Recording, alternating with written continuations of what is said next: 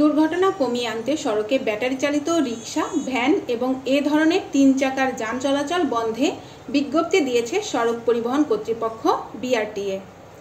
শনিবার প্রকাশিত বিজ্ঞপ্তিতে বিআরটিএ বলছে, ব্যাটারি বা মোটর চালিত রিক্সা বা ভ্যান বা এ জাতীয় 3 হুইলার ঢাকা মহানগরীতে চলাচলের কারণে সড়ক নিরাপত্তা পরিস্থিতির অবনতি হচ্ছে।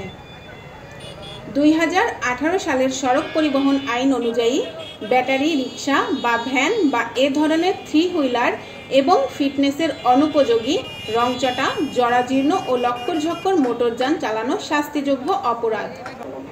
এ অবস্থায় ঢাকা মহানগরীতে ব্যাটারি রিক্সা বা ভ্যান বা এ ধরনের 3 হুইলার এবং ফিটনেসের অনুপযোগী, রংচটা, জরাজীর্ণ ও লক্করঝক্কর মোটরযান চালানো বন্ধ করার অনুরোধ করা যাচ্ছে। নির্দেশনা অমান্য করলে সংশ্লিষ্টের বিরুদ্ধে আইনি ব্যবস্থা নেওয়া হবে বলেও জানিয়েছে বিআরটিএ। পুলিশ জানায়, বিদ্যুৎ চালিত 3 চাকার যানগুলো অটো, ইজি বাইক সহ নানা নামে পরিচিত। শারীরিক পরিশ্রম না হওয়ায় দেশে প্যাডেল রিক্সার বিকল্প হিসেবে চালকদের কাছে জনপ্রিয় হয়েছে ব্যাটারি চালিত রিক্সা। কিন্তু প্রায় প্রতিদিন দুর্ঘটনায় পড়ছে কম গতির এসব হালকা যান। এ অবস্থায় বিভিন্ন প্রধান সড়কে এসব যান চলাচল বন্ধের দাবি উঠেছে। সড়ক পরিবহন ও সেতুমন্ত্রী ওবায়দুল কাদের বলেন, ব্যাটারি চালিত কোনো গাড়ি যেন ঢাকা সিটিতে না চলে। আমরা 22টি মহাসড়কে নিষিদ্ধ করেছি। শুধু নিষেধাজ্ঞা নয়, চলতে যেন না পারে সে ব্যবস্থা নিতে হবে। বিদ্যুৎ চালিত 3 চাকার যানগুলো অটো, ইজি বাইক সহ নানা নামে পরিচিত। দুর্ঘটনার জন্য সড়কে মোটর বাইক এবং ইজি বাইকের চলাচলকে দায়ী করেন তিনি।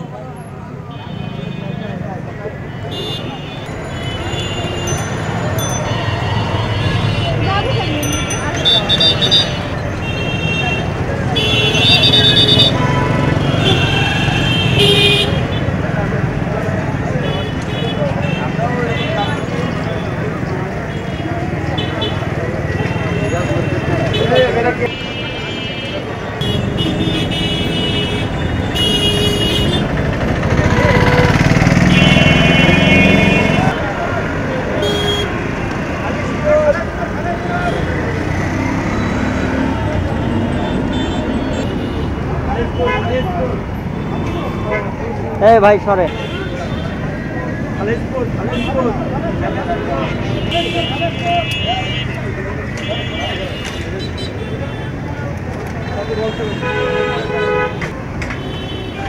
এই শোনো